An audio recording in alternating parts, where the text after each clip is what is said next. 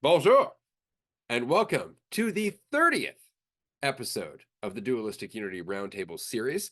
I wanted to start this off because I've been doing that a lot recently, and it's been fun, feeling kind of goofy, having a lot of fun with it. Figured you might enjoy the switch up a little bit from English to some badly spoken French. And I say badly spoken because, of course, I can't help but self-deprecate. It's one of my favorite hobbies. Amen to that.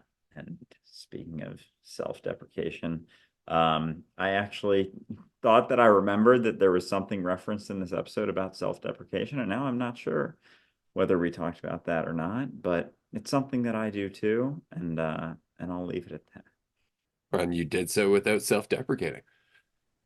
That said, enjoy this roundtable. I think we're live. Looks like we're live. Perfect. Well, that's an excellent start to this episode. Here we are for Dualistic Unity Roundtable number 30. Number 30. I'm almost entirely certain it's number 30 because I don't think we've hit 30 as yet. But number 30, that's fucking incredible. We've been doing this for a while now. I remember the first couple, we were like, I have no idea how this is going to go. And what's nice is that here we are at number 30, and we still have no idea how this is going to go. The only thing that's really changed is our attitude towards it. For example, you may have noticed that I am not, in fact, in my usual place at my desk with my computer and my microphone. I am on my phone, and it was a last minute decision because, frankly, I just can't get the audio to work on Zoom. Audio works everywhere else. You don't need to know the details. You don't really care. Point is, it's something that I'm currently working through while we record this episode. So, fuck it. I'm going to use my phone and participate here and there as best I can and try and fix this problem in the background. So you may see me pop on and off of the screen. You may not if you're not watching this or if you're watching this after the fact. The point is, I'm just kind of flowing with it. Fuck it. It's going to figure out how it figures out. Things are going to work out. You're going to either stop listening about now or you're going to continue on and you're going to be surprised by a mind blowing episode. It's really up to you. The choice is yours. I'm going to shut up now. Oh yeah, just fucking show up. All you got to do. Show up, be you, see what happens, be paying enough attention to find out what happens. And I appreciate you bringing up the background stuff because I got to make sure my computer has enough storage to get this recorded. So I will be working through that before this ends. So I have nice and plenty of time to do that. But it's fun because we can talk all we want, but it's like, here's something happened. Things are changing, shifting, and here we are rolling with it. And the beauty of a podcast, talking all about rolling with it, is that anything that happens, however it plays out, however you show up, is the the way that the podcast is being expressed this time around. And imagine if we knew how things were going to be or how things were going to go, getting it like feeling comfortable going into an episode. Like that wouldn't be very fun. I feel like it would just probably be a repeat of something we've already said. So you kind of need a little bit of that, discomfort for something new to arise or for something, for you to drop that and let go enough to see what happens and see what plays out. So we'll see where this goes. And I have thoughts about where we could jump in unless someone, and are we doing hands today? I feel like we don't need to, but we can do physical hands too. Yeah. Jay, is that a hand or are you trying to are you trying to swat Jesus? Okay. I'll make it a hand. I was kind of like grabbing the ball, Hey, buddy, you're gonna block. But yeah, I thought I would bring up. We were talking a little bit before the live started up, and so we were just kind of shooting the shit amongst ourselves. With, hey, what's up? How you been? What's happening and stuff. And I was discussing what an experience that I had today that I was gonna post a video on, which is something like rolling with it is kind of on this same kind of an idea because I've been like, posting content here and there. And it's just a lot of just me being kind of authentic. You know what I mean? Just kind of me being me, expressing what I'm working through in my own kind of life and just kind of putting it out there and seeing what vibes. And it's just, I've been getting a lot of good response with comments and stuff like that and just being able to communicate with people. And I'm able, hey, Marie, what's up? And being able to just experience things in a more authentic way and not have to feel like, I don't know, you know, there was a time in my life where I was not wanting to be seen, you know what I mean, for whatever reason. Like I just didn't feel like worthy or something, you know what I mean? Like my self-worth factor was just pretty low. And so that's just been something I was dealing with. So now posting videos has really helped me to kind of express myself and to see where I stand kind of authentically within my own view of things as I express that. You know what I mean? Because anything I express, you know, it's just part of the experience. And some people will have things to say, and there'll be other, you know, everybody's got something to say about everything. You know, we live in a society that's not genuinely set up to be authentic, so it can come across in other atmospheres as being a little different. You know what I mean? So, um, but I put myself out there because this is a spectrum of world that we live in that's a broad spectrum, and the more we kind of express ourselves authentically and get a little bit like outside of what societal norms dictate as norm, then it can, you know, it's just going to be more and more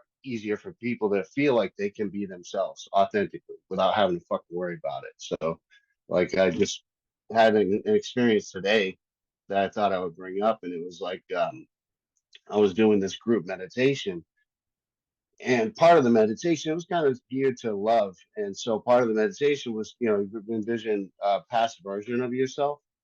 And so I did, but it was like a rush of like all the past versions of myself, like all at once. It was like, whoa, like this whole stream of me's, right? And I'm like, whoa, holy shit. But I really like felt how they felt and looked at them like through their eyes in a minute, you know, but with that space of not being them, you know what I mean? So I was able to kind of be them, but not be them. So it was like whoosh, but it was like all the versions of me, you know what I mean? It was like, whoa.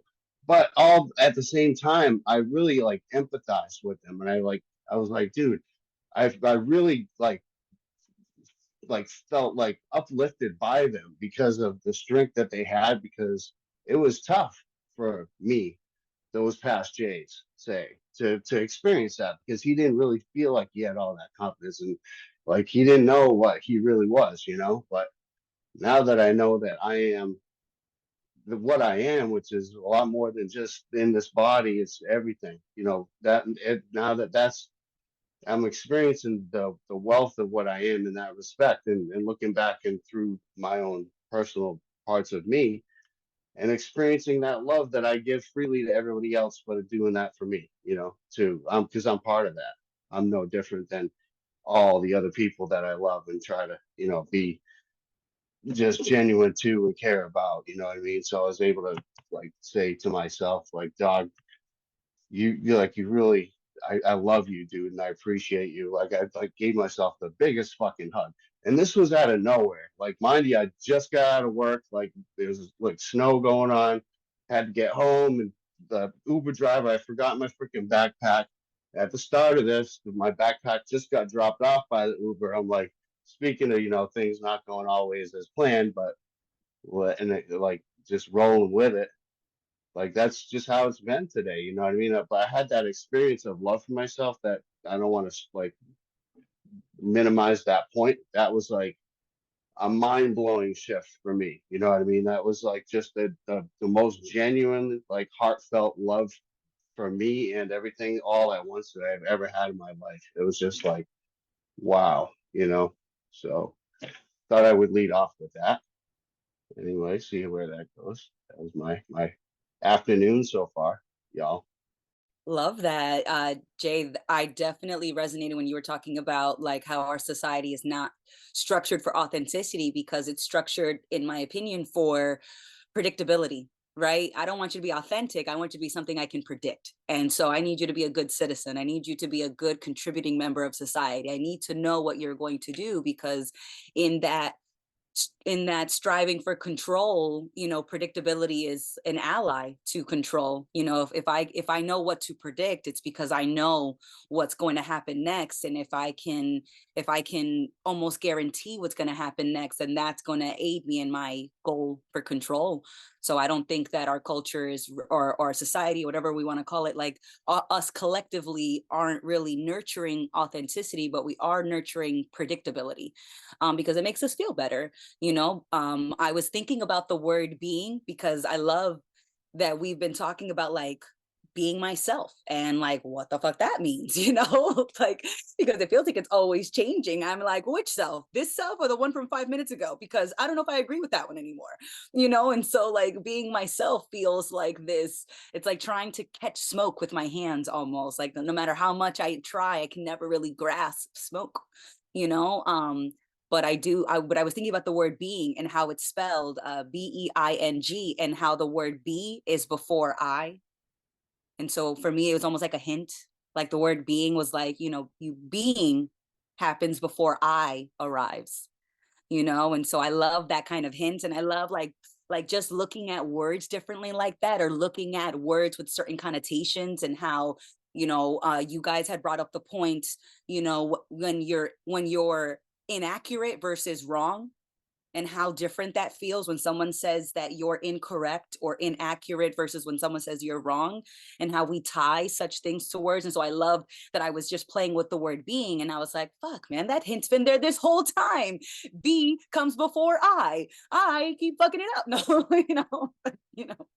doesn't, but it just felt fun, and it just felt really playful to just look at the word being in that way, and how just that one word kind of gave me another option, another consideration. Yeah, because if the I comes before the B, then it's I bing, and that doesn't make any sense. It doesn't work. It just doesn't. You can keep trying it, but it's still not going to spell being. It's still not going to play out. But it like, even as you're explaining that or expressing that, like, if you're paying attention, I isn't so much in the way, right? And you can keep doing that. There's almost like a hesitate, like, can I really just keep paying attention? Will I have the words when this shifts or changes? Will I know what to do when the time arrives? John, hello. You are muted. Rookie mistake. First time, it's going to happen, right? So we're going to brush that off. It's going to go right along with the theme here. So today I saw the email for the invite for the call today and shit my pants, because of course I feel maybe I need some more practice before getting onto a live call, or one that's broadcast out. And I thought, there's no better time than the present to put myself out there. And I want to kind of talk a little bit about like the nerves of that. At first, I really didn't. I wanted to come on here and be my best, do my best. And everything that's going through my body right now is a little bit nerve-wracking, but it's also exciting. It's a way I want to Amanda's perspective of shifting words that have already been there or always were there, and thinking of them a little bit differently, reinterpreting this nervousness as excitement to participate. And so kind of framing that for myself right now. When the episode was having trouble getting started, I was like, oh, this is it. This is because of me.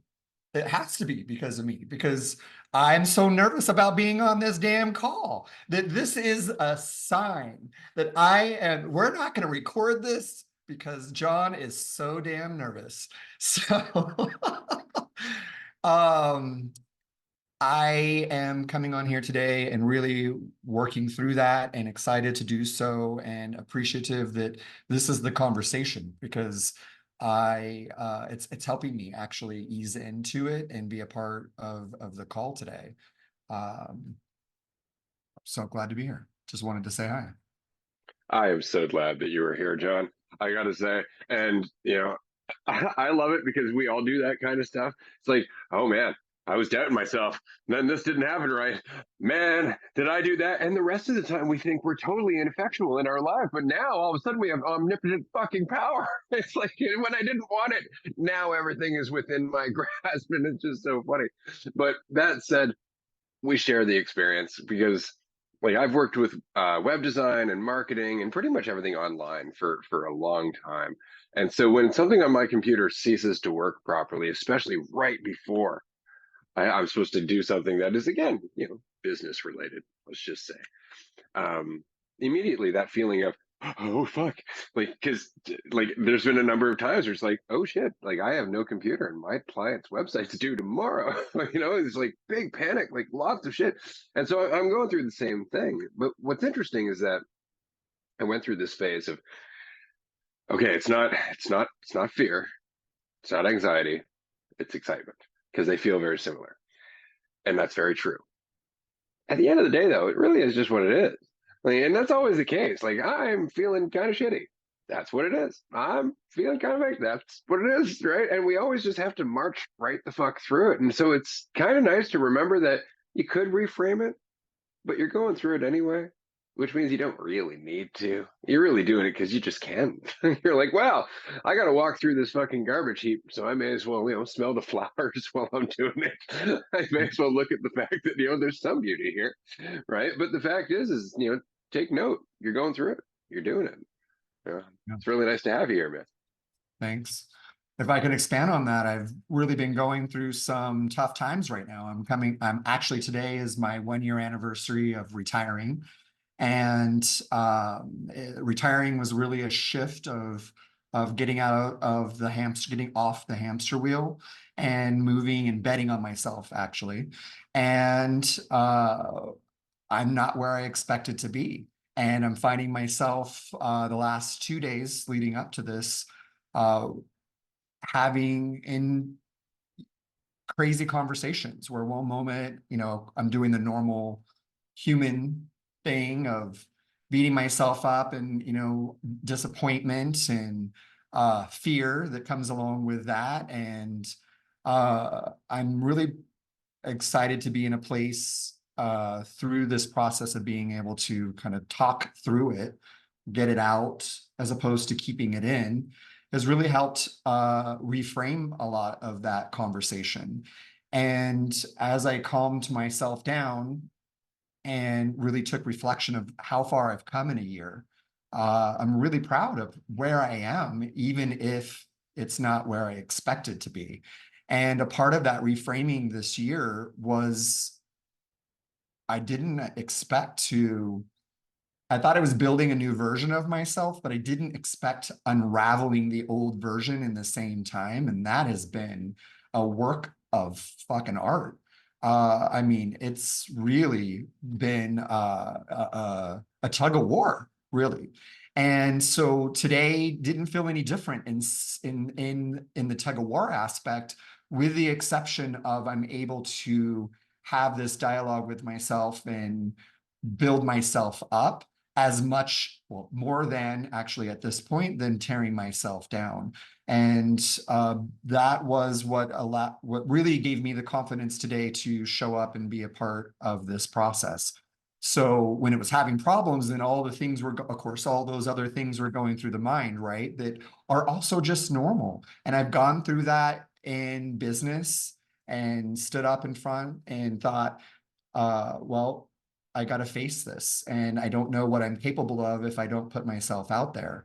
And so what's come up the last couple of days is, working through, not shying away, because if, my dream is on the other side of whatever my resistance is. Well, so far that's been my case. And so showing up today was a part of the commitment to myself as well in that. But I also don't know what we're going to talk about. So I thought, gosh, I'm like, there's no topic today. What the hell am I going to talk about? And then everything that started this also was related to the things that I'm going through. And I'm like, okay, this is perfect, because I can talk about what I'm going through right now. I can talk about all of that stuff and still be here and talk about how uncomfortable that is and work through it. And I'm honestly proud to be amongst a place to be able to do that. So thanks. Holy shit, dude. And I'm gonna pass this to Marie really quick, but fuck yeah, John. Fuck yeah, dude. Like, Oh, and the thought of like, what are we going to talk about today? Like, you're speaking to my soul right now, man. Like, I was pacing my apartment like a couple hours ago. Like, are you really going to like talking to myself? Like, are you really going to hide for your whole fucking life?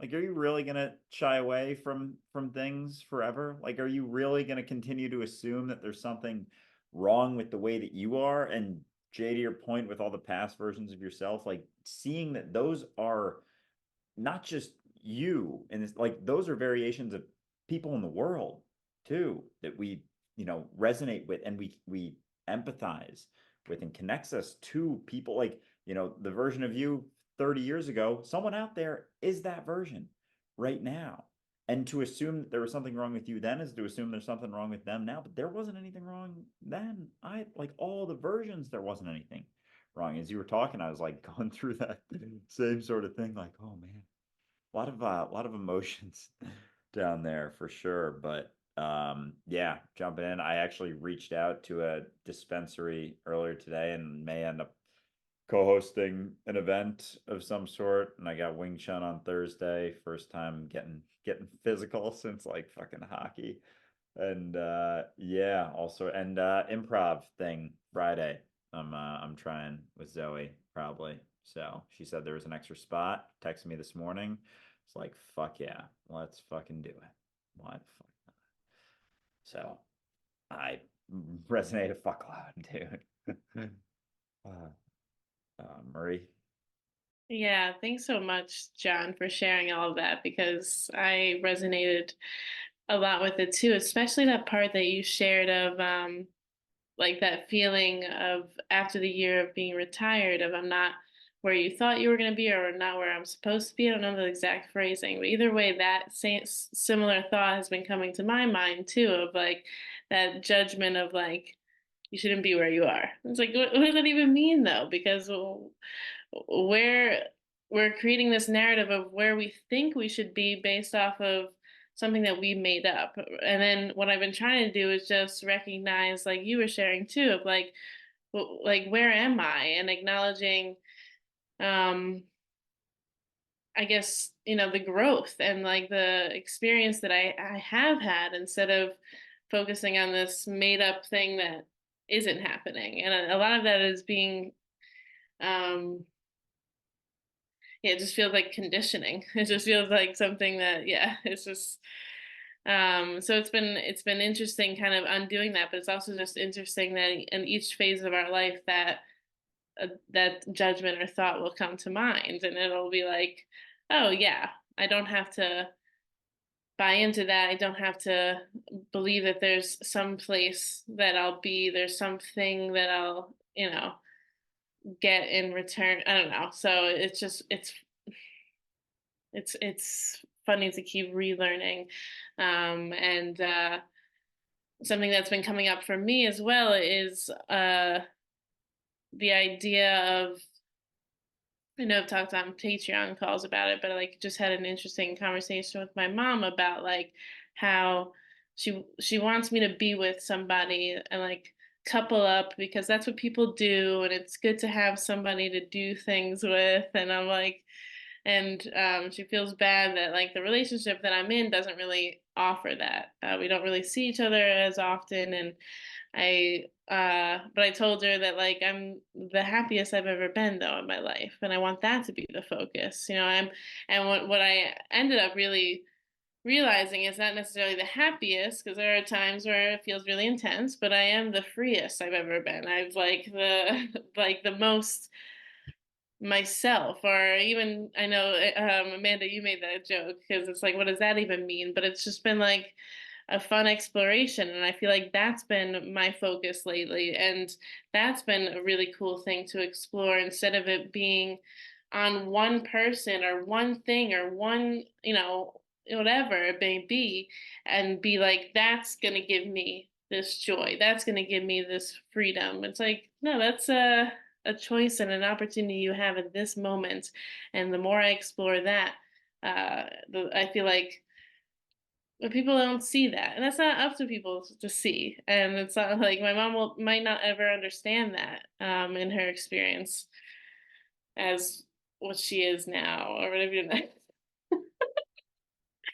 She might not just get that, which is fine. And I've also been going through like not feeling the need to like tell my mom like, oh, this is, start going on a spiel of, you know, what I've been doing and what I believe in or what I don't believe in or what, like how I see things. I just kind of feel it out, and instead of, you know, trying to have an agenda with people, I just kind of am being whatever feels like is happening, I guess. I don't know. That's what I got here. Yeah, what's the phrase? You don't have to rationalize anything to anyone ever. Something is it rationalize? Something like that. Along those lines. Yeah. Because there doesn't have to be an explanation, right? You don't have to give them that. Levi. Hey, yeah, I'm feeling this conversation from start up until now, like everything with, you know, judgment of past self and, you know, where I am and like my fears and how I'm kind of handling them. Like, yeah, I don't know. It's all in there. I just saw a video, I think yesterday, like of me like in the very beginning of the EU for my own DU journey. And in the beginning, I was like, oh my God, I was just judging it so hard. I was like, oh my God, you know, and I'm like, what are you judging? Like, what are you talking about? This is you, you know, it's literally you. And it's just, it is still you kind of. It's like, it's a part of me who brought me here. And as you were talking about earlier, it's actually, you know, it's out there, you know, that kind of tension that I kind of recognized in myself all the time. And when I'm just hearing this freedom thing or like the feeling happy or feeling free, I feel like this freedom, I'm also feeling it a lot, but I feel like it's very freeing, but it's also very turbulent because I'm doing a bunch of shit that I wouldn't otherwise have done. And it's scary, like, and it's like, and also like, oh man, yeah, exactly. So, and it's something there, I think, about this fear that um, okay, I just lost my train of thought a bit, but there's something about my fear and oh man, I just lost it. That's fine. But anyway, I'll just stop there and yeah, I'll jump in at some point again. Oh my God. Levi, I just want to say I love that. And I was thinking, do I ever judge without measuring? Like, do I ever judge without measuring first on some level that either I am not good enough, the situation is not good enough, or that something or someone else is not good enough? Do I ever judge without measuring first? I couldn't come up with an example. It's like I measure so fast and I'm like, put the fucking ruler down, Amanda. Put the ruler down. Holy shit, I am holding a ruler. I was just about to measure something. John, and over to you. Tell us. Oh, was that to me so quick? Dang. I love that, the measuring stick. And also I really, what resonated with me, and thanks for mentioning that, Levi, is with Marie, the feeling, the freedom, which is such a contradiction to what my experience had been earlier in my life. And I think I get stopped up in it because of that fear, but that ability to be able to have a circumstance where somebody else doesn't understand and to feel free in it and to be able to sit in that place and go, but I feel this way. So thank you for your perspective, but this is my perspective and I'm good with this. Like this feels amazing. That was that was a really hard circumstance for me. And I learned that actually in New York, living there. I thought, gosh, there's 9 million people live here and I only know one. So what's stopping me from judgment, right? Because I don't know any of these people. So really gave me an opportunity to get outside of my comfort zone. On the tier 2 call that we had a couple of days ago, somebody had mentioned something that really put things into a perspective so far, as much as I've realized it, that I really wanted to talk about for a second. And it was, they said that they were very shy. And because they were shy, they weren't speaking, they weren't really participating. And somebody had noticed that. And they said, "Oh, you're so shy." And he said, "I'm not shy, I'm scared." And as soon as he said that, I lit like a flood. So to Jason's perspective, all of these past lives came flooding through into this present moment, and I was like, that's what was happening to me when I was a young kid. Was I was just frightened, and so I didn't participate at all. I didn't participate in life. Like it was like I had to be forced to be doing something, unless there was this one moment where I was not paying attention and I was, a child and being free. And that freedom felt amazing, because once I caught that, I went back into being scared and, having this untouchable face, in the sense of like, you're not going to break me. Like it's just a dead face. And I lived a lot of my life that way. And so a part of this process, showing up at first, when I started showing up with DU, I thought, I want to participate in this conversation. And to be frank, I didn't want to participate in all of the conversation. Some of it still scares me. Like I'm still unraveling some of it. And so I, take a break and process, and I find myself coming back, and in that process, allowing myself to continue to unravel and get to know myself, which has really put me into a place where I am like considering that the uncomfort is the living of life. And I don't know that that's like full realization there, but any great moment that I've had, I was nervous, I was frightened, I didn't believe that I could, even though I believed that I could. And so I'm really pushing through the uncomfort to show up, because for me, I'm trying to I am redefining what living life is, and putting myself in uncomfortable circumstances and being okay. I mean, not danger, but talking about stuff is not a big deal. Well said. Yeah. I love, like, discomfort is life. Like, holy fucking shit, dude. And realizing that, because that's hit me more and more, that like comfort, it's not fun, it's not exciting, it's not thrilling, it's just meh. It's kind of just numb in a lot of ways. And so if that's the case, then, when I am feeling uncomfortable, at least I'm fucking living, right? And it's like, it actually becomes a pretty solid indicator of actually living, of actually being involved in reality, instead of, sitting on the sidelines.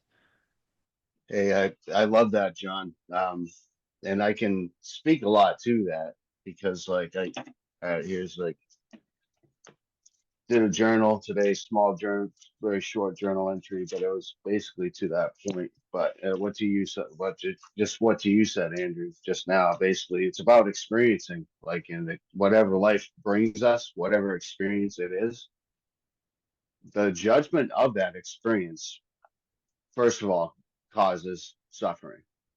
Like, and if there was any way to like enlightenment, if there's any way to it, it's directly into fucking suffering.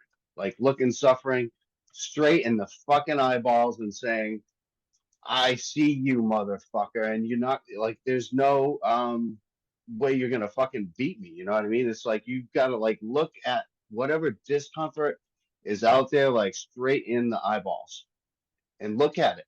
And that's it. And you are stronger than it, because you are fucking everything. And it is only a creation of our mind. You know what I mean? So if there is a way to enlightenment, it's got to be directly through suffering. I found that in my experience. But what I said was a journal entry, and I was writing down, what do I love? And I said, I love the experience of living, even the parts of living that I didn't really appreciate at the time, all of the tough times, have truly gave me perspective for noticing the beauty in the small everyday goings in my life today. And that was just like speaking to that. I thought that was pretty dope.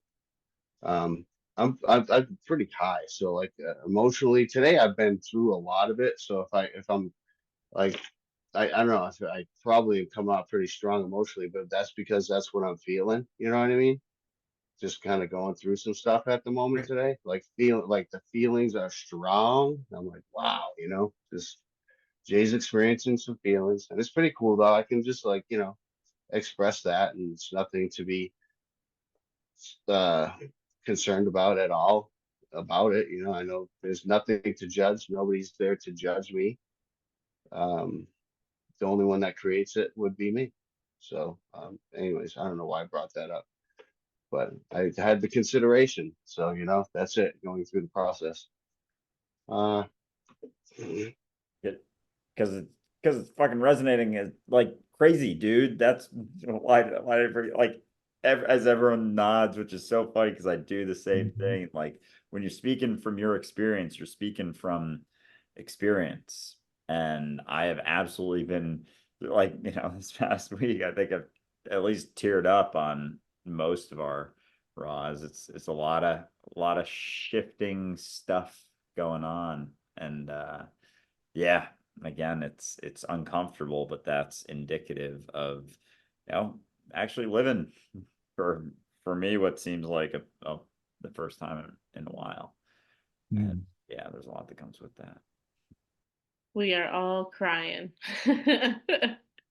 We are all feeling the things. And that is, I like what you just said, Andrew. Just like when you're speaking from your experience, you're speaking from experience. And I love that because it's just like we're all in it, and we're all, will look like different shades of colors and shapes and whatnot, but it's the experience. We're all having this experience. It's just crazy from the vast intensities of emotions and the like ups and downs and the twists and turns. It's just like it's all over the place, and it's and that's why it's so I guess freeing, and I keep using that word today, but to have these types of spaces where we can just speak about what's coming up for us and how we can remind ourselves of the recognitions of like we're all here, and we're all in this experience. And see, Levi, the train the train went away from me too. It seems to be all over the place today. But it's cool. It's cool just to have these reminders, and um, to remember that like although like things feel intense and we have these moments of like I don't know what's happening and doubt in ourselves, because that's what I feel like I'm at right now. Like, am I putting myself out there enough? Like what you said, Andrew, today. Like I think you just shared of like pacing in your room, and when am I going to put myself out there? Like, am I going to hide forever? Like, I felt that so hard because I'm like, am I really? I still feel like I'm afraid at times. And I still feel that fear is present of like, yeah, stepping into that unknown. But we're always in the unknown. That's what's crazy. It's like, when do you have the known? When is it known? It isn't. And so it could be the experience can look whatever it's going to look like or whatever you feel like you're experiencing, but it's all unknown and it's all okay at the same time. And it's just like, so so I, I feel a shift coming. I think part of like the letting go of the past or, accepting and recognizing the past selves and all of that, I think is interesting because I feel like it's been a process and I feel a shift for sure. So who knows? Who knows what's happening? That is it. Because like like with the fear, like the fear is almost indicative, I think a lot of times of something that you want to do that you're just overlaying thoughts about. And so it's not that you even have to necessarily, but it's an indicator, and it's again that discomfort. It's like like fears aren't comfortable, right? But they're indicative Mhm. of like, spots of life that you don't think you can handle or face. And like, I feel like as you go through them, it just opens up doors. Like it's you step into a new reality. It's like a fucking doorway into a new reality, all of those fears. And so, it's not that you have to, but it's an option. It's like if we're sitting here in eternity, why not, check in on a couple of those other doors. Levi. Yeah, no, I'm thinking, yeah, I've just like recently like started like I've been posting on TikTok for a little while, and that was like uncomfortable in itself, right? And I'm kind of like playing around with different things, and a bunch of it I just want to delete because I don't like looking at it, but I just leave it because it's like whatever, who am I gonna delete it for, right? Anyway, so and then I have this Instagram where I kind of have, my old world kind of, right? And it's like, and that's been like this threshold that I've created for myself, like, oh, that is more scary. And I feel it is more scary, but it's like, anyway, so I've been posting a little bit there as well, like stuff a little bit like this and about my anxiety and stuff like that. And it's just so fascinating because it's not like it's not like I kind of knew when I started on TikTok, I could have just started posting there as well, but I didn't. And I don't know, kind of doing it stepwise. I don't know if that even matters to what I'm talking about here now, but anyway, so I'm posting this stuff about like anxiety to all these people that they like, because I feel like what is like kind of holding me back is like I feel like that doesn't fit into the one they know, right? Like Levi, they know this doesn't make sense that I'm suddenly posting this shit. Like I've been dealing with that stuff alone since I was like 23, right? And suddenly I'm like sitting there talking about it like it's nothing, basically. And yeah, anyway, what I wanted to come to is like, so I'm posting this shit there, and it's actually not that uncomfortable.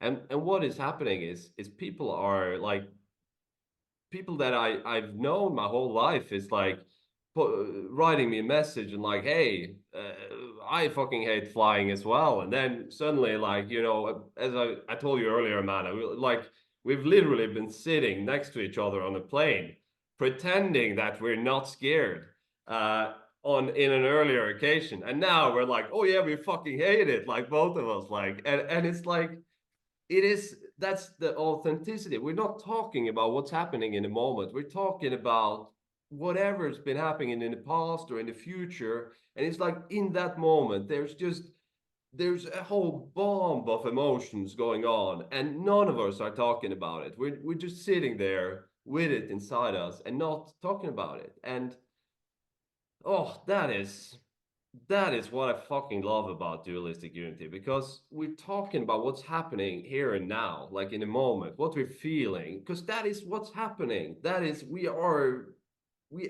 this thing that is thinking too much and feeling a lot, and we're trying to navigate it, and we're trying to kind of be here as best we can. And it's like, that is so interesting. I love it. That is kind of yeah, holy shit. So I don't know, that kind of took me down there after that conversation with my old friend. Anyway, still a friend, but yeah, that's it. I love it, man. I love hearing it because I said this, there's a conversation that we're not having about existing, existing as a whole, like what it means to exist. Everybody's just like, not just follow that God or that God, or don't believe in a God, follow science, and it's like, hold up, it's like, or at the very least, follow, your need for satisfaction, follow your need for control, follow your need to compare. We've never actually just sat down and just went, you know, this whole existence thing is pretty fucked up.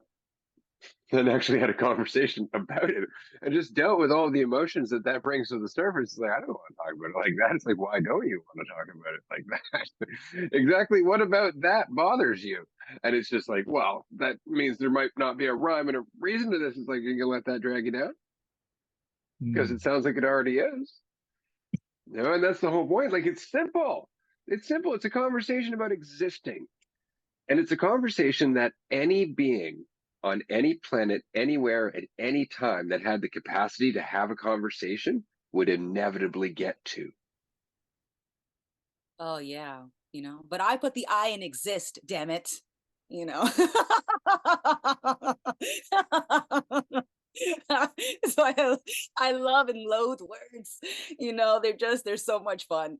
But it does feel that way. And I love that we've been chatting about freedom, and the word that came to mind as we were talking about it was just unattached. I feel so free when I feel in one way of expressing that freedom. It feels very unattached. Like I'm not holding on to an identity. I'm not holding on to what it should be. I'm not holding on to a concept. I'm not holding on to an expectation. It's just it feels very, very unattached. And then it does feel terrifying, but usually that's because I say it is, or I've decided that it is. Like I imagine I am walking through the forest. It is nighttime and I hear rustling amongst the bushes and the trees, and I get nervous because I don't know what that sound is, and I tell myself, oh, that could be a scary bear. But the bear could be just another young cub that this is their first winter without their mother, and they're a little nervous. And so the thing that you have just declared is this scary monster is also fucking scared. But when you open up the experience or your perception of that experience to be more than just you versus everything, then it's not you fighting a bunch of monsters. It's just you existing with other things that are also existing that could panic in the same way that you could panic. But if you're calm, generally that feeling is shared. It's almost tangible. You guys have ever and I'm sure that we've all had, you're in a room with a group of people and you're all of a particular emotion. You guys are either focused or you're laughing, and then someone walks into the room and they are just heavy. You can feel it. You can feel their emotion, whether they say it or they don't say it. And in the same way that in like other animals, because we're considered an animal, so other animals in the forest at night are just existing, and no one has to become a monster until you put the fucking monster mask on them and you say that is scary. But they're existing and they're navigating in the same way that you are. And when you panic, they panic more. But the option is not only to panic, and it's not to create monsters. It's to not give yourself a reason to run. Maybe it's a little bit of that, and not looking for reasons to be brave. John, did you want to follow up on? Thank you so much. I just have to comment on that, looking for reasons not to run. That was what I was explaining earlier when the live was going haywire-ish, and here we are. And the sense of like, oh, this is me, and this is my chance to go. And it was like, no, let's see how this goes. So thank you for that perspective. That hit good. It seems like when you're in those spots where it is, in a spot where maybe you were afraid of it, and then you're kind of there, you're in it. You're like, this is what I was afraid of. And it doesn't feel like how you thought it would feel even. And you're like, you're there as much as you're there in any other situation.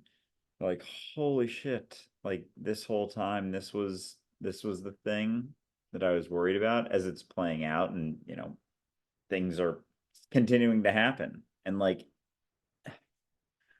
as you're not taking out that fucking ruler and measuring stick, it's like it's not there. You're still there, and you still can't know. Like, even if stuff goes really well, it doesn't make you more.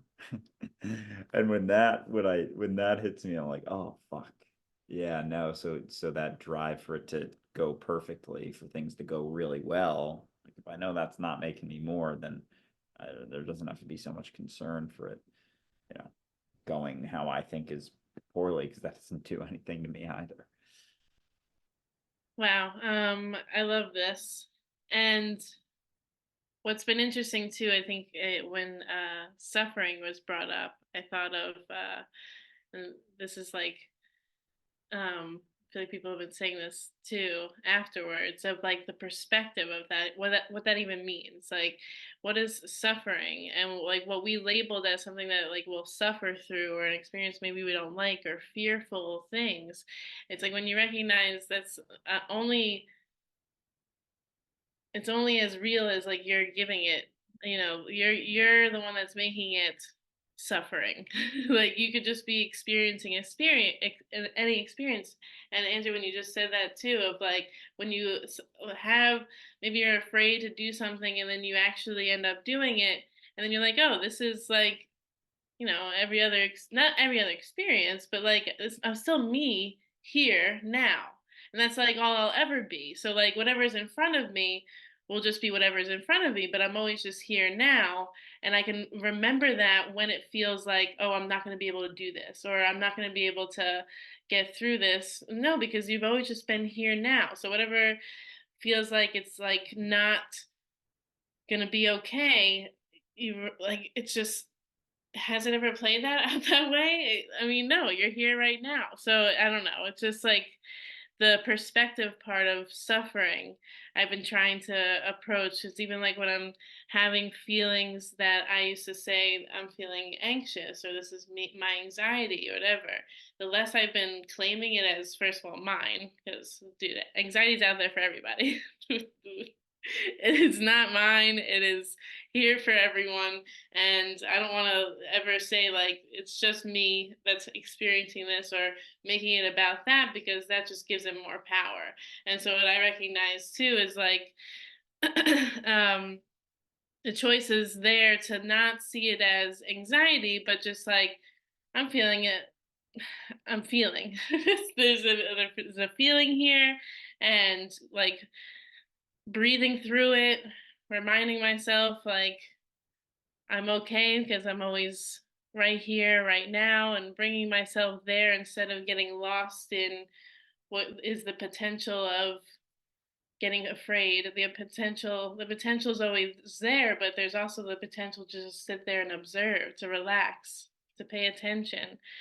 And so I've been playing with that and trusting, like when you were talking about other animals, or like the potential of being afraid of what is on the other side, what's the unknown. There's also like this trust component of like trusting whatever is going to show up and whatever is happening. I'm stronger. And I know that's been brought up too, that I'm stronger than it because it's all me and it's all happening. And so it's just trusting that process has been really, it's all connected. It's all connected, and it's been fun. Thank you all for this conversation. Fuck yeah, Marie. That was awesome. Well said. And good point about the suffering, because suffering really is about what we make of it. It truly is. I'm glad you kind of clarified that, because when I was saying like, oh, but the way through it is directly into it, like, yeah and no, because you're right. Suffering doesn't have to be suffering. At some point, you can kind of actually get a little comfortable with it. Once you've kind of accepted sort of like discomfort, I guess, if you want to consider that to be suffering, like something that's uncomfortable and getting into stuff. Once you kind of accept that discomfort, it's a lot like, again, with like, also with what you said about anxiety, and what Ray said about excitement and anxiety being exactly basically the same feeling. And now since I've heard that kind of recently, I've been, when I really feel like anxious, like really high, that feeling, I'm like, wow, this is super exciting. And I'm like, because I'm not necessarily like resistant to feeling that, you know what I mean? It's just noticing like, oh, hey, that's a feeling, ooh, that's kind of like, it feels a little high, and like, but when I relate it to like, hey, now instead of my labeling it as anxiety, like, ooh, like this thing I should want to avoid, now it's kind of like, oh, check it out, like this is like kind of exciting, woo. And then, it depends on really how I frame it, because that's the entirety of my experience. And I've found that, like, if there's any suffering to be had, I fucking gave it to myself, you know, pardon the French, but I really did. And I can give it away. I don't have to keep it. I can just drop it off at the door. So, like, that was awesome. Thank you, Marie. Yeah. And I feel like so much of that is holding on to some sort of false certainty too about like even knowing something, because like things will swell up and you'll see stuff, like realize stuff, thoughts will be, swirling through. And then at least for myself, there can be this like habitual tendency to stare at it and to focus on that as if that's then something I can figure out, as opposed to seeing it and then at some point relaxing, like at some point realizing like, okay, that's there. Things are going to keep playing out. Like there's a shift that happens even in just certain things, popping up. Like, okay, that's there. And this is still my entire reality. Like this thing that's going on right now is still. And if there's something that pops up, it's like to prepare for it. How do you prepare for it? You pay attention right now. You get involved right now. You be yourself right now. And that can become, a moment to moment, day to day practice, just being yourself, just relaxing, even in whatever way that you can, letting go of assuming that you're doing something wrong. Just like the little tiny things as you go. Little drops in things, and just allowing that stuff to continue to continue to play out. I don't know where I was going with that anymore. Jay, you still get your hand up, but Levi, you just threw yours up, so I can pass to Levi. Yeah, yeah. I think this ties in. I'm having a bit of a hard time to keep track. Yeah, but but I'm thinking also back to something you said earlier about kind of just doing things for the sake of doing them, and then like not being so concerned about whatever it will be. And I'm just honestly finding that quite hard to do with social media, like because it's like it's just the opposite. Like, okay, I'm kind of noticing when I'm kind of just making a video because I want to, and I'm really noticing that. But then it goes up online, and then, you're like, what's happening here? Like, how is this trending? How's the 10 first doing? And then it's giving you live stats and everything. It's crazy, you're like being measured literally every 10 seconds almost. So yeah, it's just yeah, I mean, it's a bit hard to kind of pull myself back to like, but still, even that is just an experience, right? To just observe like myself kind of, getting whatever up or down from these results, right? So just detaching from that as well, I suppose.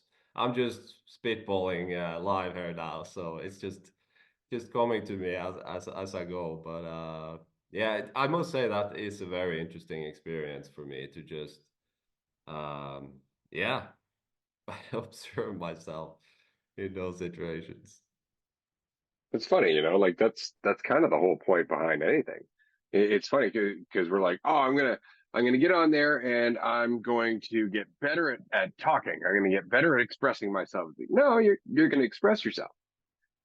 That's pretty much it. And through that, you're gonna learn about expressing yourself.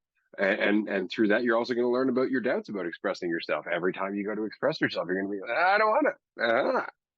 And you wouldn't have seen that if you didn't want to go and express yourself to begin with. And so that's really it. It's just so funny because, and I was saying this to Andrew earlier about the whole carrot and stick thing. When you stop trying to become something, you start to recognize that what you are is a conglomeration of where you put your attention.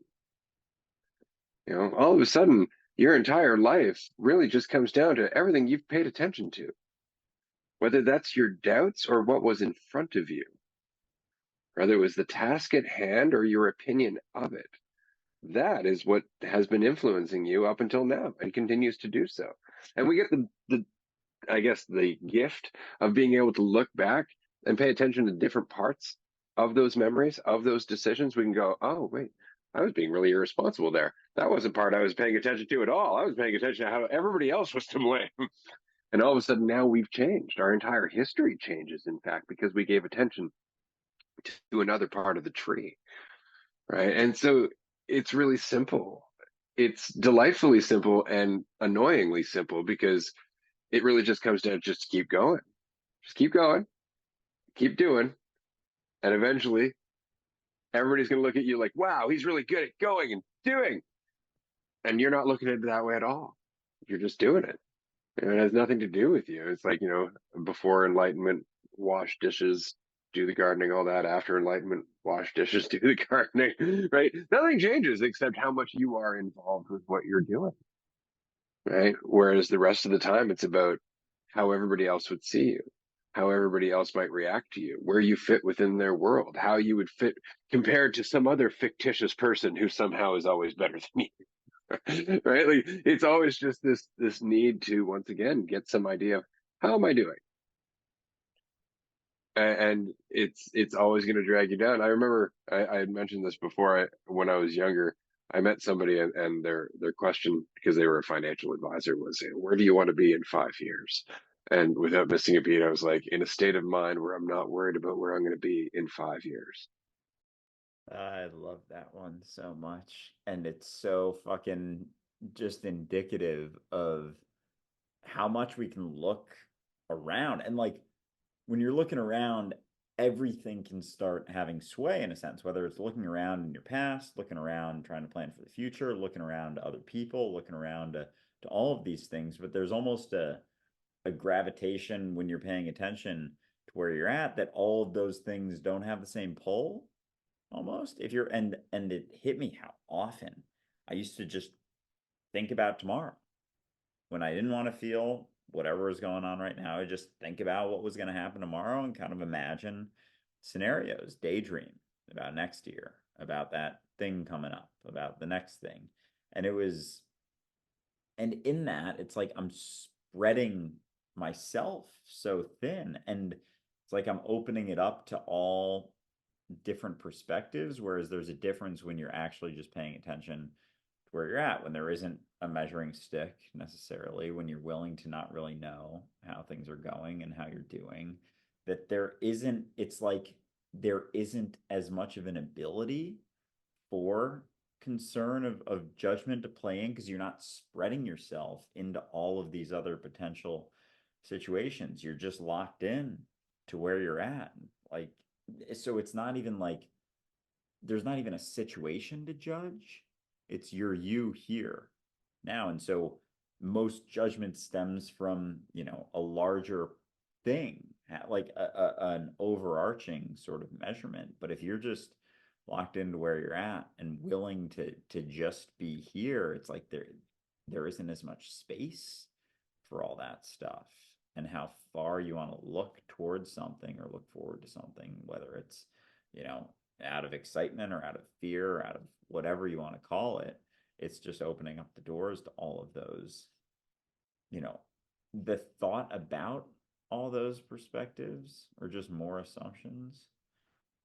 It's like the question, which part of your body is the most important? Seems absurd, right? Or like, well, kind of all of it, no?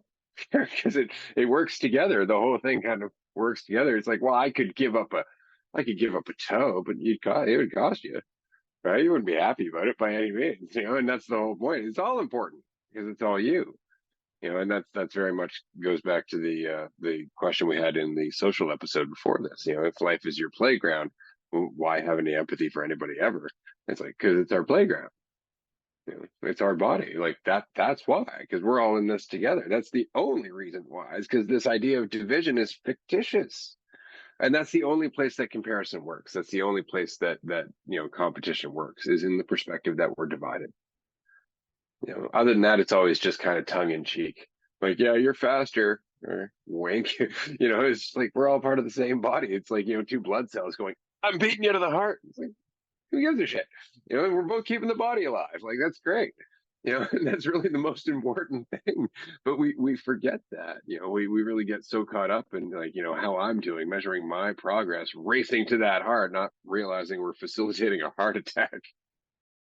Man, and that's every component of us too, right? Like we'll pick a component of us, and those will be the red blood cell, and then compare it to the other ones, and it's just like one little track right there, but it's the same sort, like every aspect of ourself is the same sort of flow in different directions. But no, I judge that one, that thing, like, and that's all I see. It's like there is an infinite number of perspectives of ways that you can think about yourself or look at yourself, and you've just gotten familiar with, a couple. And those are the ones you keep measuring. Those are the races you keep looking at. Like, you don't have to do that. Those are flowing no differently than all the others. And, you can relax. It helps all of it go a little bit more smoothly.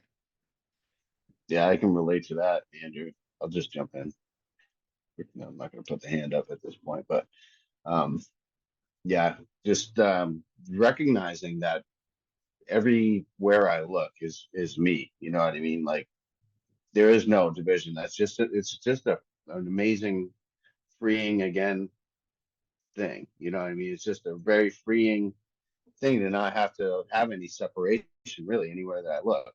It's including within me. Like the bounds of me are just not here. They're very much everywhere that I look, and that really breaks down any of the barriers that I give myself. Like the separation is just the cause of any conflict in the world, really. Anything that's going on with the big picture wars and societal things, religions and governments and corporations and all the big structures, they're just macrocosms of the division that we feel inside. Like the feeling that I have to somehow, like, this is what really drew me to your content initially, Andrew, is the value factor. You know what I mean? I never really quite looked at it that way. Like I had a value level that I gave myself, bringing up the ruler again, but like I was like blown aback by that when I first started listening to your stuff a couple years back, and like holy shit, I really do like rate my value like all the fucking time. And it was quite the realization that first of all, I didn't have to do that, and then that introduced me to that maybe I'm not anything that I think I am, because if my value is like peak maxed out at all times, then maybe I just need to start questioning some stuff, And I started looking into things, and then I'm like, really, where do I end? And you got into that stuff too. And if you really think about it, like our bodies don't just end where our skin does, at an atomic level, things are just zooming in and out of us. We got like little bacteria and body things living with us and on us, and then like you've also got your like magnetic like atmosphere. You have like a heat signature that these are all like parts of our just general like bodies that we consider ours, but it extends farther than that, because where does that end? Like can you put really, where tell me where the end of you is, and I can debate you, because that's me. I am you, like literally. That's like there is no separation to anything. So there's no reason for me to like up my value to judge anything, and including myself. So it's fucking A, dude. What an insight. Yeah, I totally relate to that. Yeah, you'll always be in conflict with that fucking. Yeah, Marie. I loved all of that. Thank you so much for jumping in there. That was amazing, because I essentially was going to go on a similar tangent, honestly. As I was like giggling, I'm like, you know what? Let him do it. Like, this is how it's supposed to go down. And it's going to be a similar rundown anyway, of just like, that helps so much. And that's like the ultimate freeing thing for me, is like, there is no need to compete with anybody. If anything, it only allows me to lift others up when I hear of like what they're accomplishing, or like I'm able to like listen more, because it's me. I'm here for me. I'm here for you. I see you. You like, there's no difference, and I love just being able to show up and be what's best for others, like, because is no different. I feel that like that difference seems to be blurred lately, and so it's been cool. And I also love to, when the things come up in life where like it allows me to question that need to compete with others or see how that like plays out. So in my school, I'm a coach. I teach in pre-K, and so there's two head teachers. There's two classes, and the head teachers are so different from one another. Like they're like, it's like laughable how different they are, and like their techniques and methods and how they approach life. I mean, down to a lot of things. And so then it's interesting to see uh like I guess the ego being played out, or like when you have that recognition, like that idea of separation, right? Like the thinking that you're special, or having that desire to be because you feel like, I don't know, that's what we're supposed to be seeking. And so I'll see it play out like when my like head teacher that I work with does something great and like something cool for the school, and like we kind of honor that, um the other one will take offense to it. It's like, you're making it about you. Instead of just like recognizing, wow, this is a cool thing you be doing. You just sense it, the vibe is off. They get like are some standoffish in interactions. They get uncomfortable. They start bragging about the different things that they're doing in their classroom, and like trying to put on this whole face instead of just being like, but it's just interesting to watch as that plays out, because I often will remember what Amanda said a while back of just like, when I'm starting to get into that, like what she's doing, she's feeling attacked. I remember, like I just said it also in the beginning of this, of like there's a part of me that's like that too. Like there's a part of me that still feels attacked, or there's a part, and so I just um less need for judgment there, and just more of just acceptance of what is, and then you're just able to navigate. So it's interesting because like I'm often the person who's trying to bridge, where can we collaborate? We are very different, and the school wants more collaboration, and they're like, nah. And I'm like, well, if they're, where can we? And so it's been cool to do that. And then with my students, with that competition, it's so funny to see like how young it starts, like people having this desire to like be the best, or beat others in various random things. It's like when Ray brought that up of like, if it was like two cells just like racing, why are we why is this a competition? Who gives a shit? So I like to question, like, if they're fighting over, oh, they took like my spot in line, or like I'm supposed to be here first. I'm like, why does it matter who's first? Are the people in the front, are they better than the people in the back? And they'll be like, no. Um, and it's like, are we all going to the same place? Like, are we all just like, is there an advantage? And what's funny though is some of them will say for sure, because when we get out to the yard, they all fight for these bikes, and so they do want to be in the front of the line. But that's a whole other reminder of like, zoom out, man, there's other people here. But it's just cool to like how often life gives you opportunities to like question things, and to like remove remove attachments that you held on to so tightly, and recognizing when feelings come up and what they may mean. And I don't know, it's just been an interesting ride. I don't know where I was going with any of that, but that was fun. Oh shoot, man! So you got me, because I had a response, right, to something that you had said, and then as you were kind of finishing up, I was like, oh, look, a fly, or something. Well, that's my train of thought. Oh lordy. But yeah, I can relate to the overall conversation, about just oneness with everything. And I like what you were saying actually about the teachers doing their thing, and just kind of understanding that that's a part of me too, because that's something that is not easy to distinguish, just generally from our conditioning. You know what I mean? So that that really strikes me as just like, wow, you know, that it's just a really fresh perspective for me. So I appreciate your offering that. It's just out of general experience as far as you're concerned. For sometimes it's kind of like, oh yeah, just, you know, fresh perspective looking at things.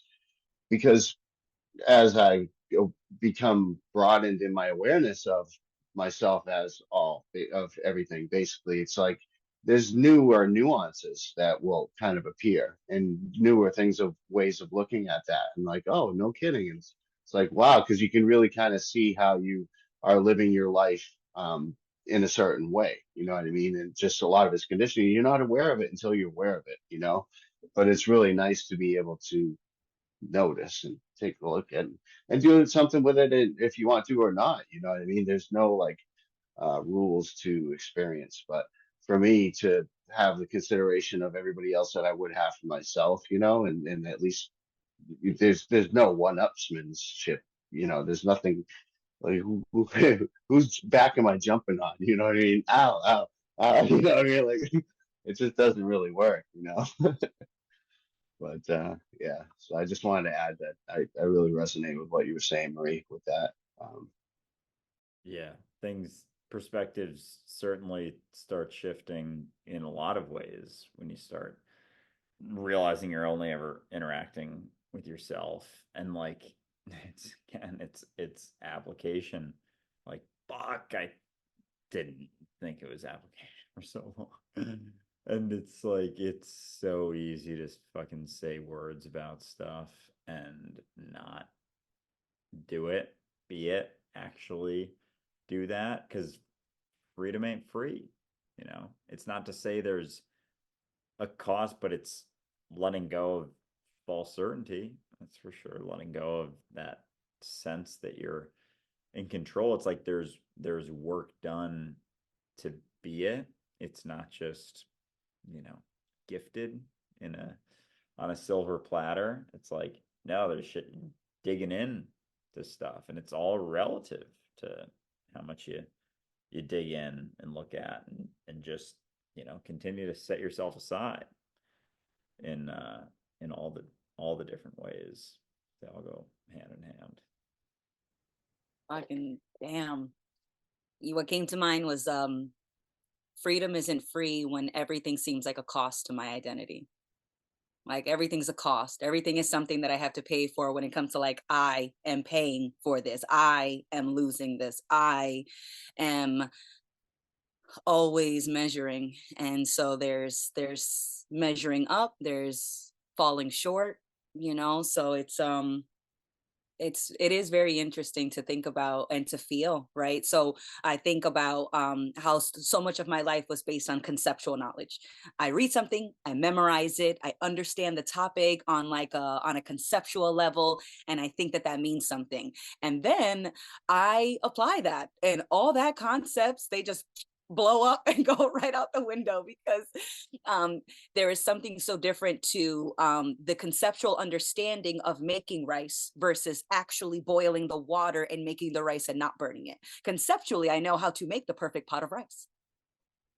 That does nothing for me when I'm standing in front of the stove, actually engaging in the middle of that experience of pouring the water, pouring the rice, putting the little bit of oil, putting the trick that I showed you, Andrew, or putting the spoon in the pot. And if the spoon can stand on its own, it lets you know that the water and the rice are perfectly balanced when you don't have a measuring cup with you. You know, it's and who that wasn't in the first ever like explanation of conceptually understanding how to make rice. Somebody made like 1,000 pots of rice and just left the spoon by accident because they forgot to chop up the fucking onions for the steak, and they go and they come back and the spoon is standing there, and they're like, huh, how did that happen? And then they go through this whole experiment trying to recreate that because they conceptual like, oh, I must have done something, you know. And then it's just that almost that dance between conceptual knowledge and experiential knowledge, and knowing that they both serve a purpose, right? And one is not better than the other. One, they work together. You know, you are introduced to topics through concepts, and then you get to live them, you get to experience them, and that adds to your conceptual knowledge. And so it's so funny because you've probably heard this expression where like people are book smart or street smart. right? And pretty much that's letting you know that somebody is either very conceptually intelligent or someone is very, very good in the experience of adapting in real time. You know, they know how to pay attention. Somebody is street smart. They know how to pay attention to the experience as they are in it, as it is unfolding. Somebody who's very book smart is very much stuck in the concepts. They can rattle off concept after concept. They are very, very book smart, right? And yet they are not better than the other. So my mom, as an example, is always like very proud of the fact that I'm one of the first family members to go to college. And I'm always like, well, mommy, you've got like a PhD in street knowledge. Let's not pretend that you don't have, that you can't do the things that I'm doing because I went to college and you did it. You know, you gave me a lot of the tools that made me very successful in conceptual environments, you know, because you taught me how to pay attention, how to give respect to my peers and my teachers, because we were sharing that learning environment together, how I was showing up and giving my best because I knew that that contributed to the experience of learning more concepts. And so I tried to remind her that, you know, all of the experiences that she had are where I had a foundation to build a lot of that conceptual, quote unquote, intelligence. And so I try to remind everyone that being very strong in one way on one end of the spectrum doesn't mean that you're superior to the other side of the spectrum. They both play a part, and you can learn something from everyone, including the homeless person that's down the street, as much as you can learn from the CEO, because I have talked to both, and they both have experiences, they both have concepts that they hold on to, that they've let go through trial and error, you know. And it's just that, you know, one is not better than the other. You know, I like the phrase, one hand washes the other and both hands wash the face. And for me, that saying lets me know that, you know, one thing is connected to the other, but together they're pointing to something much larger. And one hand can feel better than the other hand, but if they keep doing that, then they're never going to know how they're connected to the same body, and how together they can do so much more than think that one hand is better. It doesn't even feel good to look at the other hand and think that that one's worse or better than you. It's like, then you're fucking thinking again, and you're not living, you're not washing, you're not actually doing things. You're taking a break from living and scratching your head. You're like, well, how do I compare? I did this move a little bit better. I moved that one. It's like you were touching each other though. That was the other that you were interacting with and doing things with. And so you can't even, like, you can try, but you can't even do it. So you might as well shut the fuck up and just live and just keep fucking paying attention. Word.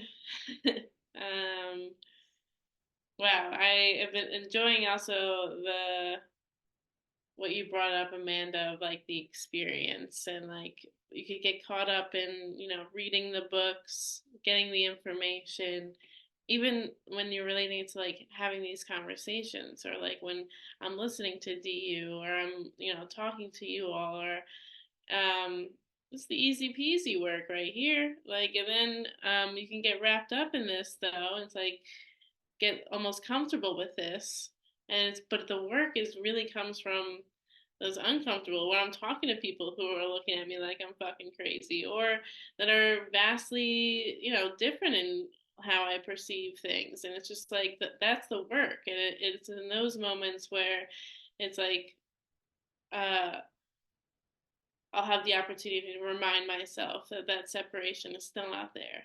Even if this person looks very different from me, or saying things that I wouldn't say, or acting a certain way that I wouldn't act, doesn't mean it's not me. Doesn't mean that it's like that it's different than how I see all of you.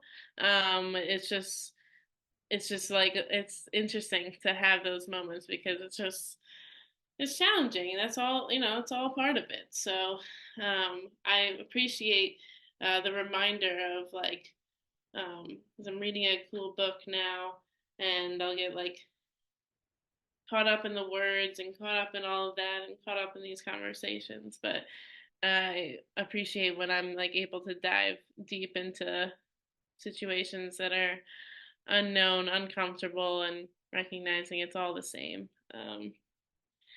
it's fun. I see my battery's about to die. Hold on. Yeah, and all those situations and conversations are opportunities too, right? To put things into action, to put things into play, to find out really what you're made of. And as you get into, like, a big one for me, just talking about anything slightly beyond small talk stuff, is just like not getting frustrated. And I've realized more clearly that it's just frustration with myself. That's all it ever is. Like, that's all I'm ever expressing. Even if I think it's someone else is making me do it, it's my own frustration that I can't, you know, convince them, as I'm not even fucking seeing shit myself.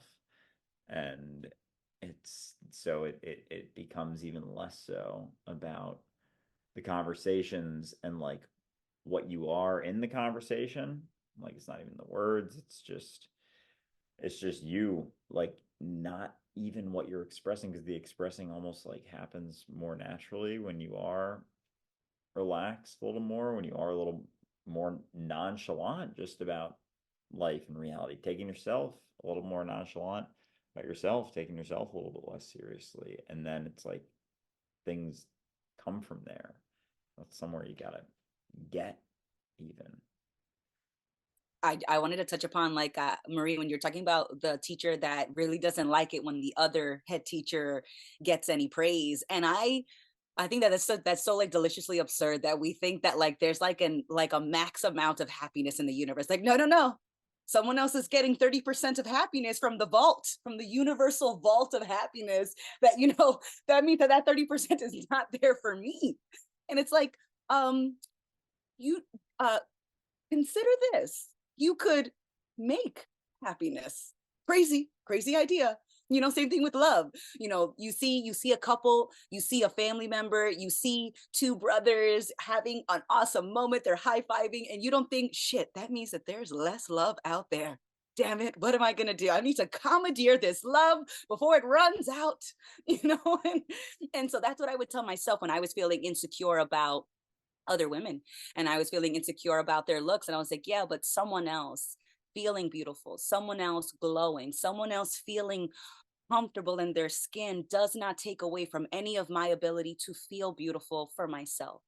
It doesn't take away my capacity to be appreciated, to feel, to have someone think that I am beautiful. It doesn't, like, there's no limit to it. And definitely something that I came to terms with, because I was one of the only girls in my group that wasn't dating.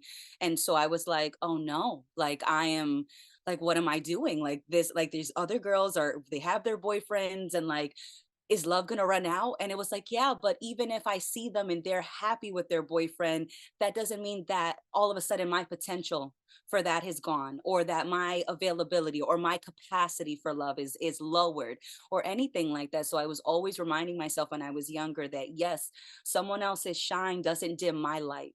Someone else's experience of love doesn't diminish my capacity for love.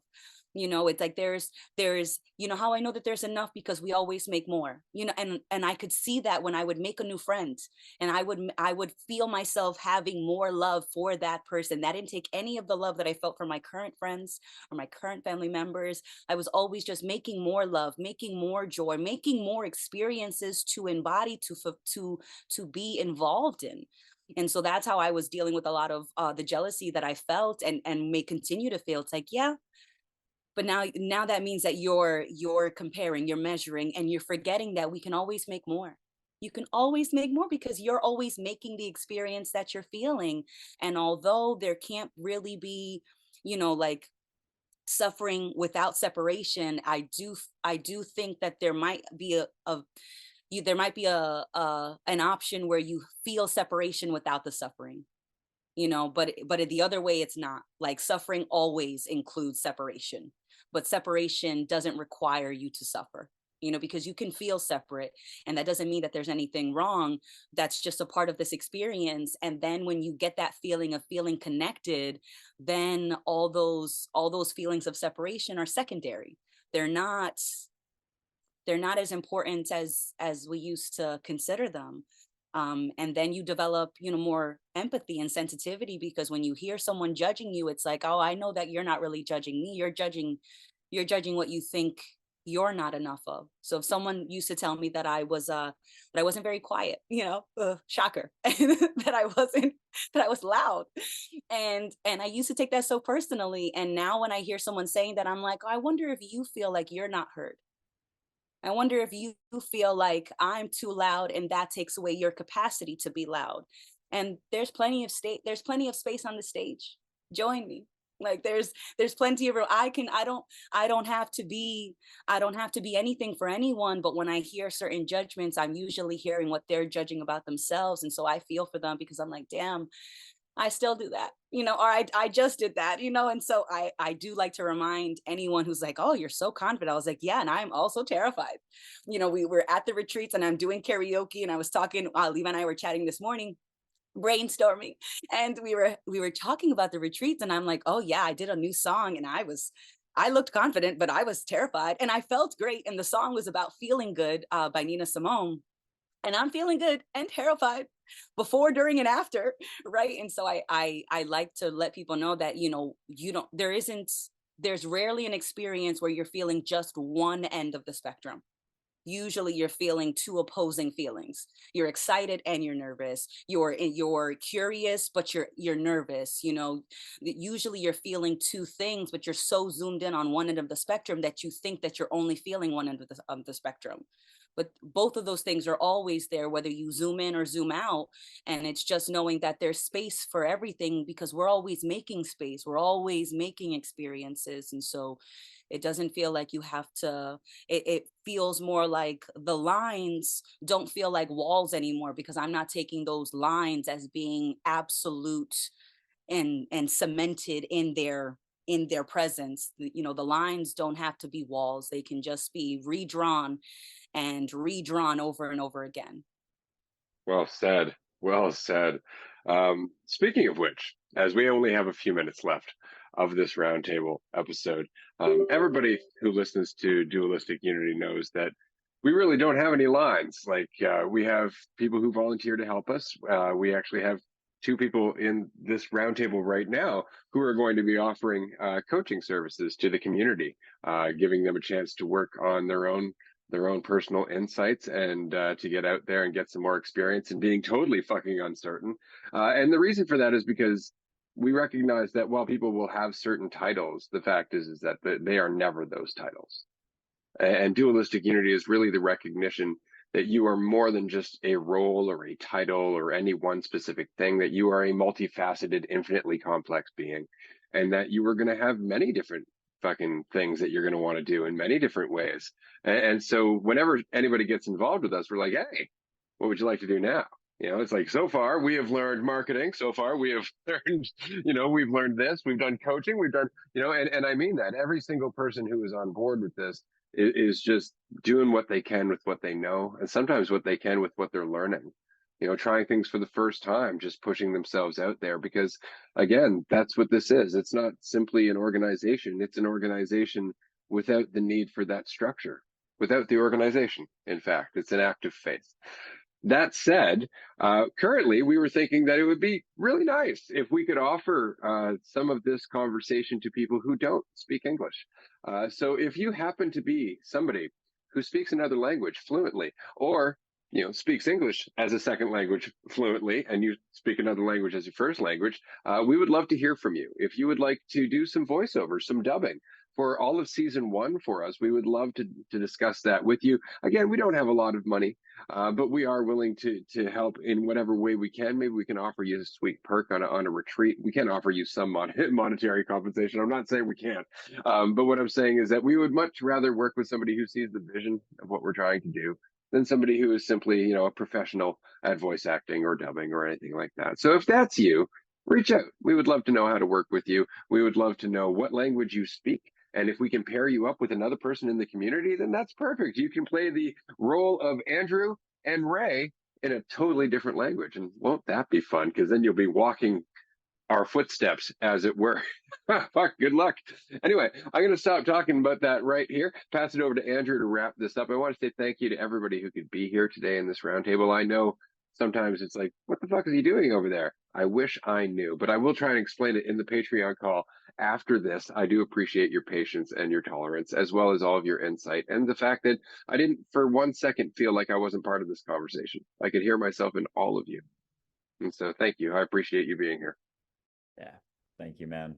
Thank you to all of you for being here and fucking jumping in and seeing how it fucking plays out, because we never really know these ones. And it's so funny how we can continue to think that we have nothing to share or say, and yet we start talking and everyone's like nodding along, and we'll still be like, I don't even know what that was right there. It's like, I have like a million things I'm ready to say right now about this, because you are talking to me. You are expressing that. And I respect the fuck out of anyone willing to just feel things and be honest with themselves about, not jump to the judgment, Amanda, to your point, looking at someone who's talkative or quiet anywhere on the spectrum and assuming something about them, like, that's something in you there. And that's, all we're doing really is not assuming that it's on someone else. It's on me. There's no one to save us, no one to change us, no one to push us or pull us if we're not, looking to someone else. And in that spot, you can just look to yourself. And if you're just looking to yourself, waking up each day and building that trust in yourself, it's fucking incredible what life can start to turn into or feel like. And I very much feel like I'm barely getting a glimpse of that. And it's exciting, to say the least. And it's exciting to be, involved in whatever the fuck this is. I don't know. I have no fucking idea, but it's fucking cool and it's exciting and it gets me fucking going. So yeah, this has been a blast. And we are now at time. So I'm just gonna wrap it. Talk to you soon, everyone. Bye. Yes, I am this. All right. Bye, guys. I have to do it this time. All right. See you on Patreon in 15 minutes. Love you guys.